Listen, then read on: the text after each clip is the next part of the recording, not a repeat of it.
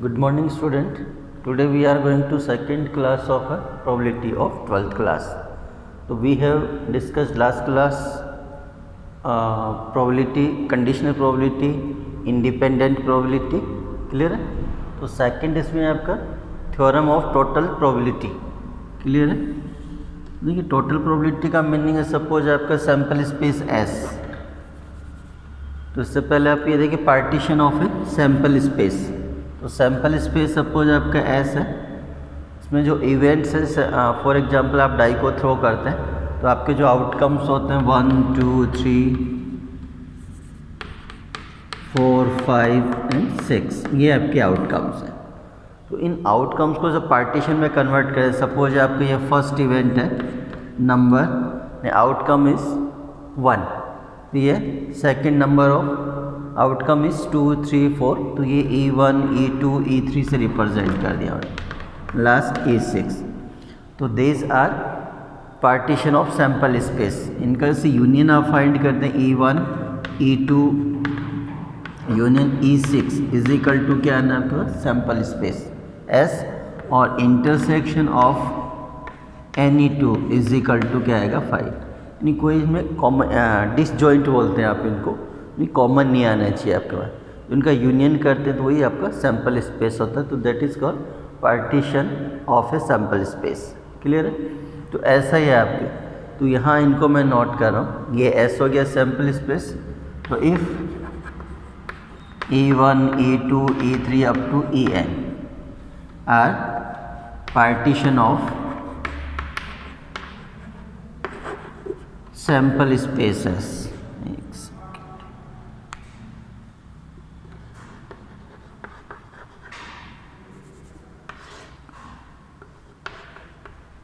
Space S.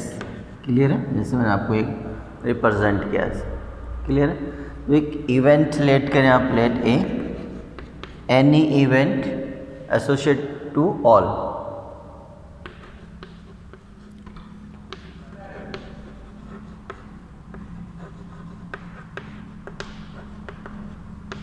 To all events E1 E2 E3 up to En. Clear है? तो next है आपके पास total probability to get event A. एक second. तो जनरली आप PA से रिप्रेजेंट करिए PA. तो सपोज आप फर्स्ट इवेंट ये आपका E1 है तो probability to get event E1 PE1. Next E belongs to E1 तो PA बाई E1. तो this is from event E1. A is also associated to all remaining events. तो PE2 PA by E2. ये वही है आपकी conditional probability. PA by E1 probability to get event A when E1 is already happened. ऐसे है आपको. तो अब टू लास्ट में नोट कर देता हूँ En और PA by En. तो that is called total probability to get event A. A associated to all events like A1 E1 E2 E3 up to En. तो सपोज आपका E1 है, select करते हैं आप. इसके अकॉर्डिंग फिर आप A फाइंड करते हैं फ्रॉम E1. तो ये और second case, third case, fourth case और लास्ट केस. तो this is called total probability to get event A. Clear है? तो भी एक एग्जांपल लेंगे तो ये आपका क्लियर होगा. ठीक है? तो उसके बाद एक बेस थ्योरम का भी मैं रिप्रेजेंट डिफाइन कर देता हूँ. फिर इसके बाद टोटल और बेस दोनों का एग्जांपल एक साथ कर लेते हैं. क्लियर है? तो ये आपका होगी A from E1 A from E2 E from up to last En. तो ये आइदर से बटन आइदर और इन A plus B plus C plus D up to N. तो first plus second plus third plus N. Clear है? तो ये आपका total probability to get event A. Clear?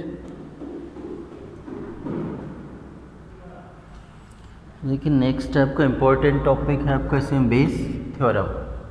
Bayes theorem वही आपका टोटल प्रोबेबिलिटी वाला है, तो फर्स्ट आपको टोटल फाइंड करना है, देन आपका वही आपका E1 E2 En वही non empty events which constitute A partition of the sample space, जैसा भी अपन ने किया था partition of sample space. Clear है। ए आपका any events of non zero probability है, ए एसोसिएट टू ऑल इवेंट्स। तो ये तो आपने क्या फाइंड किया था टोटल, यानी to get probability event A के लिए आपने ये प्रोबेबिलिटी फाइंड किया। अब इनमें से पर्टिकुलर सपोज आपका ए बिलोंग्स टू E2 या ए बिलोंग्स टू E1 और A belongs to E3, particular case आप यूज़ करेंगे। क्लियर। तो PEI अपॉन ए यानी ए फ्रॉम EI, तो ये पर्टिकुलर यानी फेवरेबल केस हो गया। ये आपका वही टोटल केस जो आपने अभी नोट किया, टोटल प्रोबेबिलिटी वही नोट करना, ये आपका फेवरेबल केस है। Suppose A belongs to E2, तो ये E2 PE E2 ये आपका as it is. Suppose third से है तो PE3 और PA/E3 से आपका रिजल्ट आना। क्लियर है। तो एक क्वेश्चन लेते हैं, एग्जाम्पल लेते हैं, इजीली आपके समझ में आ जाएगा। तो उसमें टोटल भी फाइंड कर लेंगे और बेस थ्योरम का भी आपका यूज़ हो जाएगा। देखिए क्वेश्चन एक,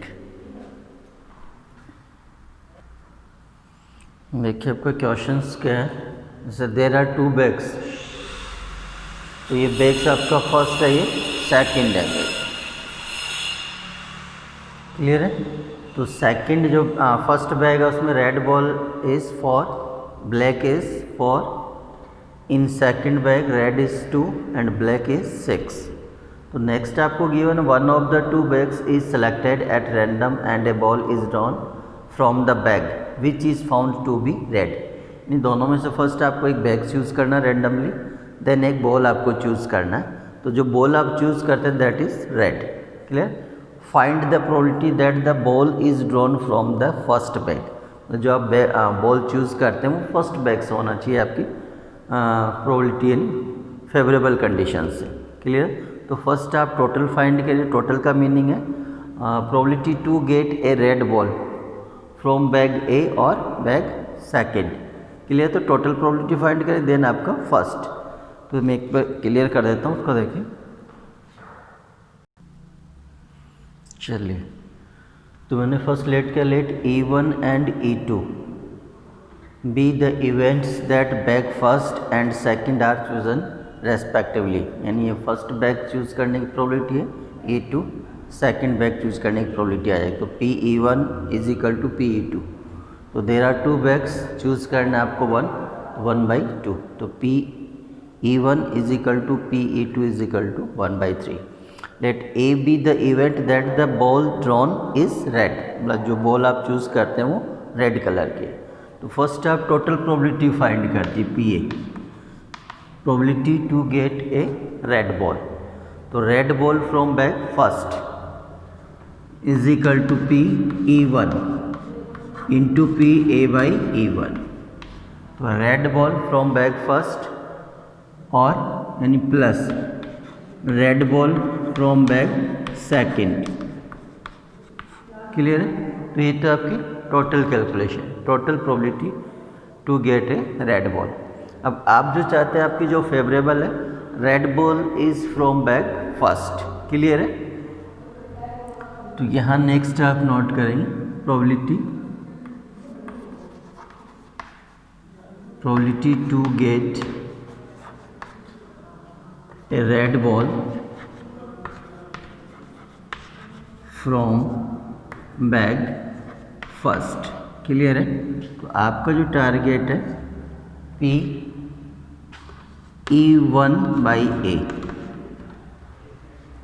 रेड बॉल तो आपने सेलेक्ट कर ली, तो आपका टारगेट E1, यानी वही कंडीशनल प्रोबेबिलिटी PE1/A। तो आपका फेवरेबल हो गया आपका PE1 और PA/E1, ये फेवरेबल अपॉन ये total as it is PE1 PA/E1 plus PE2 A/E2, ये लीजिए। क्लियर। तो टोटल का भी एग्जांपल हो गया और बेस थ्योरम का भी एग्जांपल हो गया। तो फर्स्ट PE2 का वैल्यू देखिए, ये हाफ इंटू PA/E2। तो PA/E2 आप फाइंड करते हैं, E1। तो red ball from bag first, तो ये आपका दे रहा रेड 4 एंड ब्लैक 4, तो टोटल इज 8। आपको जो चूज़ करना है रेड, तो red is 4 out of 8। Clear है? क्लियर? तो ये आपका 4/8 मैंने नोट किया, प्लस सॉरी अपॉन ये, तो ये half into 4/8 plus half into, तो red ball from bag second यहाँ नोट करेगा PA/E2। क्लियर? तो red ball from bag second, तो सेकंड में देखिए रेड है आपके पास 2 बॉल आउट ऑफ 2 + 6 8, तो 2/8 ये। क्लियर? तो ये 2/8 नोट कर दें। क्लियर? तो हाफ हाफ कॉमन आउट करके आप कैंसिल करिए। क्लियर? ये हाफ, ये मैंने हाफ कैंसिल कर दिया सर, ये हाफ प्लस ये 1/4, तो हाफ अपॉन ये 3/4 इज इक्वल टू, तो ये आएगा आपके पास 2/3। ये प्रोबेबिलिटी आना आपके पास। ठीक है? क्लियर है? तो फर्स्ट आपको ये टोटल प्रोबेबिलिटी फाइंड करना और बेस थ्योरम पर्टिकुलर कौन से इवेंट से E1 बिलोंग से करता है या 2 से करता है 3 से करता है, वो आपका फेवरेबल केसेस अपॉन टोटल। तो ये बेस थ्योरम का क्वेश्चन आपके मेन एग्जाम में भी आता है 12th में। क्लियर? डेफिनेट आता है इसका एग्जाम।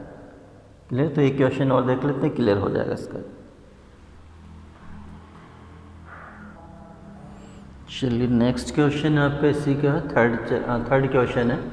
तो उसमें आपको गिवन एक हॉस्टलर है और आपका डे स्कॉलर्स हैं जो हॉस्टल में नहीं रहते हैं, डे स्कॉलर। तो हॉस्टल में रहने वाले कैंडिडेट हैं आपके 60%, विदाउट हॉस्टलर है आपके पास 40%। क्लियर है? तो लास्ट ईयर के जो कुछ रिजल्ट्स इंडिकेट करते हैं कि ए ग्रेड आता है स्टूडेंट को, तो A grade of hosteller is 30%। Hostel में रहने वालों का जो ए ग्रेड आता है वो 30% है और डे स्कॉलर उनके 20% है। लास्ट में एक कैंडिडेट आप चूज़ करते हैं कि वो आपका ए ग्रेड का हो। Then next find what is the probability that the student is a hosteller. Clear है? मतलब जो आप ए ग्रेड का स्टूडेंट है वो चूज़ ए ग्रेड का हो, वो होना चाहिए हॉस्टलर, हॉस्टल से होना चाहिए। तो मैं शॉर्टकट में रिप्रेजेंट कर दूँ E1 से आपका इवेंट, और ये आप रिप्रेजेंट कर दें E2। क्लियर है? Selected candidate lives in hostel, तो PE1 प्रोबेबिलिटी, तो 60% न 60/100 कैलकुलेशन करना होता है, आप कर सकते हैं। एक second as it is note कर लेते हैं। ऐसे आपका PE2 डे स्कॉलर, तो 40%, 40/100। Clear? A grade from hostel, तो PA/E1, ए ग्रेड हो गया फ्रॉम E1 में हॉस्टल से, तो ये आपको गिवन है 30%, तो 30/100। और PA/E2 A grade from day scholar, तो ये आपको गिवन है 20% से, तो 20/100। क्लियर है? तो आपको ये प्रोबेबिलिटी फाइंड करना, find what is the probability that the student is a hosteller, तो ये होना चाहिए आपके पास। तो यहाँ मैं नोट करेगा PE1/A, ये लीजिए। क्लियर है? इसका रिजल्ट होगा। तो इसके अकॉर्डिंग PE1 PA/E1 ये फेवरेबल अपॉन टोटल।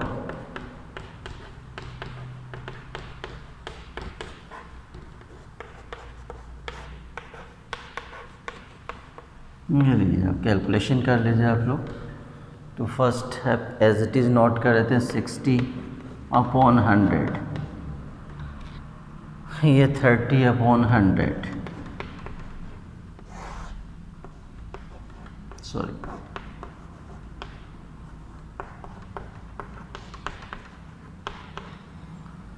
सेकंड है आपको ये 40, सॉरी 40/100 इंटू 20/100, ये कैलकुलेशन कर लीजिए जो भी आपको कैंसिल।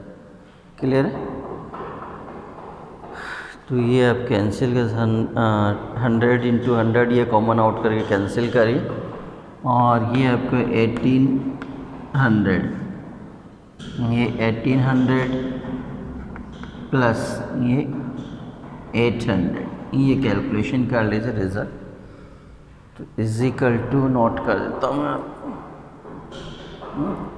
तो यहाँ नोट कर देता हूँ इजिकल टू, तो 20 कैंसिल करिए, 18/18 प्लस 826, 9/13 डिवाइड कर लीजिए, रिज़ल्ट आ जाएगा आपका।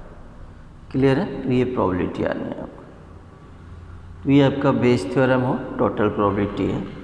उसके बाद एक टॉपिक और बचा होगा, रैंडम वेरिएबल है, प्रोबेबिलिटी डिस्ट्रीब्यूशंस, तो वो और बता देता हूँ आपको लास्ट। चलिए नेक्स्ट टॉपिक है आपका random variable and its probability distribution. तो सिंपल तरीका देखिए कि एग्जांपल लेता हूँ मैं, we toss a coin 3 times या 3 कॉइन्स 1 टाइम। तो एक 1 कॉइन को आपको 3 टाइम टॉस करना है, तो n आपको गिवन है number of times, n is equal to 3 time आपने टॉस किया। क्लियर है? तो ये आपका सैम्पल स्पेस बनता है। क्लियर है? तो एक वर्ड मैंने यूज़ किया number of heads, that is called random variable. In number of head, number of tail जो भी आप यूज़ करना चाहें, तो मैंने यहाँ पे एक वर्ड यूज़ किया नंबर ऑफ हेड्स। क्लियर है? तो ये होते हैं आपके वेरिएबल, जैसे 0 हेड, 1 हेड, 2 हेड, तो x0, x1, x2, x3, x2, xn, ये इनकी प्रोबेबिलिटी आती है। यानी 2 get a 0 head, 2 get 1 head, 2 head 3 head. Clear है? तो इनकी प्रोबेबिलिटी आपको फाइंड करना है एक्चुअल में क्वेश्चन। तो ये आपका रैंडम वेरिएबल आ गया और उसकी प्रोबेबिलिटी। क्लियर है? और इनका जो प्रोबेबिलिटी का जो टोटल आप फाइंड करेंगे इज इक्वल टू आपका 1 आएगा, दैट इज रैंडम वेरिएबल होगा। तो देखिए सिंपल इसी के एग्जांपल को मैं क्लियर करता हूँ। तो ये आपका x मीन्स यहाँ पे है नंबर ऑफ हेड्स। तो अगर आप काउंट चेक करते हैं तो इट में भी 0 हेड, 1 हेड, 2 हेड और 3 हेड। मिनिमम आपका 0 कि कोई हेड नहीं आया, 1 हेड आया, 2 हेड आया और 3 हेड। मैक्सिमम आपका क्या हो सकता है? 3 हेड। क्लियर है? तो देखिए आप सिंपल सा इसका यूज़ करें तो 0 हेड, तो 0 अगर आपने सैम्पल स्पेस में नोट कर रखा है तो 0 हेड, 3 2 1 2 2 1 1, ये एक केस है आपका ओनली 1, तो ये 1 आउट ऑफ 8। क्लियर? सेकंड देखिए आपका 1 हेड, तो 1 हेड वाले केस काउंट करिए 1 2 एंड 3, तो 3/8। क्लियर? और 2 हेड, तो 2 हेड वाले केस है आपके 1 2 3, 3/8। लास्ट है आपका 3 हेड, तो ओनली सिंगल केस है 1/8। तो ये रैंडम वेरिएबल हो गया आपका 0 1 2 3 इनकी प्रोबेबिलिटी होगी। इन प्रोबेबिलिटी का अगर आप टोटल करेंगे तो रिजल्ट आपका 1 आता है। 1 आता है इसका मतलब दैट इज़ रैंडम वेरिएबल। अगर 1 नहीं आता तो वो रैंडम वेरिएबल नहीं होगा। क्लियर है? तो 3 3 + 6 7 और ये 8/8 1 आ जाएगा। तो ये आप फाइंड कर सकते हैं, इसको px से रिप्रेजेंट करते हैं, probability of random variable. Clear? तो आप सिंपल सी आइडेंटिटी यूज़ करिए। आप देखिए एक तो ऐसा कि सैंपल आपने ये नोट किया सैंपल स्पेस, इसके अकॉर्डिंग आप प्रोबेबिलिटी फाइंड करें। सेकंड देखिए मैं यूज़ करता हूँ शॉर्टकट मेथड, तो p है ये प्रोबेबिलिटी टू गेट सक्सेस या टू गेट इवेंट ए, यानी टू गेट सक्सेस। q हो जाएगा आपका 1 - p या प्रोबेबिलिटी टू फेल, या सिंपल गया प्रोबेबिलिटी टू फेल। फेल का मीनिंग जो आप चाहते हैं वो नहीं आए। क्लियर है? तो p और q को प्लस करेंगे तो रिजल्ट आपका 1 आना है। तो यहाँ इसको सिंपल सा नोट कर लीजिए, q + p whole this to n। Clear? और बाइनोमियल एक्सपेंशन आप लोगों ने यूज़ किया है। तो ये सपोज आपका p काउंट करते हैं नंबर ऑफ हेड, तो ये आपका ऐसे ये 1 होगा, तो ये क्या होगा आपके पास 2।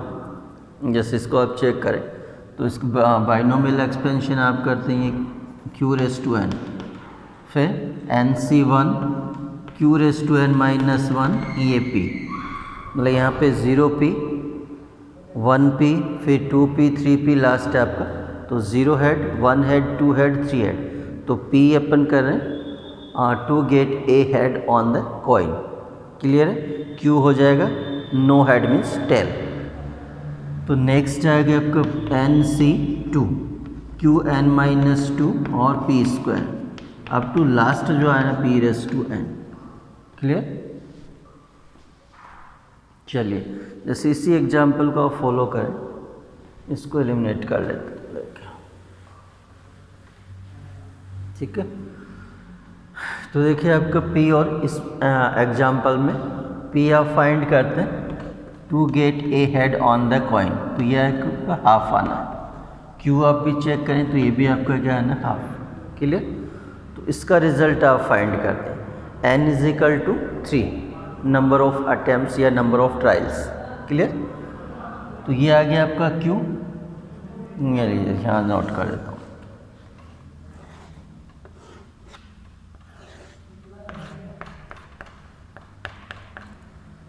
तो फर्स्ट आ गया आपका x0 रिप्रेजेंट करें 0 हेड, ये 0। क्लियर? तो इसकी कॉपी करिए आप, तो q का वैल्यू क्या है 1/2 और ये 3, तो 1/2⁻³ नंबर। नेक्स्ट है आपका 1 हेड, तो 1 हेड का मीनिंग आपका nc1, तो 3c1 आप कैलकुलेट करते हैं। 3c1 = क्या आपके पास 3 और ये ½ 2, ये आपको हो गया 3c1 और q⁻² और ये p, तो 3c1 3, q means half square means 1/4 और ये 1/2, तो रिजल्ट क्या आएगा आपके पास 3/8। क्लियर? तो सेकंड आप कैलकुलेट करते हैं 2, तो इसके अकॉर्डिंग क्या आएगा 3c2, तो 3c2 कैलकुलेट करें, ये भी रिजल्ट क्या आएगा आपके पास 3 आएगा। क्लियर? तो 3c2, तो यहाँ मैं नोट भी कर देता हूँ, इससे मैं क्लियर थोड़ा सा क्लियर दिख जाए आपको। तो इसका मीनिंग 3c2 q और p² और ये 3, तो 3c3 q⁻0 ना सिंपल आपका p q, ये वैल्यू पुट करते जाए आप इनकी p q, तो ये आपका आ गया q। तो ये कैलकुलेशन करिए, ये आपका रिजल्ट। तो ये आपका प्रोबेबिलिटी डिस्ट्रीब्यूशन होगा, रैंडम वेरिएबल आपको गिवन होगा, ये जो आपका सैम्पल स्पेस है, नंबर ऑफ ट्रायल्स आपको गिवन होगा है। तो ये आइडेंटिटी आपको फॉलो करनी है, बाइनोमियल एक्सपेंशन जो आपने 11th क्लास में यूज़ किया है। तो 11th क्लास में x + y⁻n यूज़ किया आप लोगों ने, वही है। तो q + p, इनको आप एक्सचेंज भी कर सकते हैं, p और q, फिर आप लास्ट यहाँ से नोट कर, बेटर रहेगा आप q + p में नोट करें। तो ये आपका प्रोबेबिलिटी डिस्ट्रीब्यूशन है, ये एग्जाम्पल हो गया, ये क्वेश्चन मान सकते हो आप लोग। क्लियर? Okay, thank you.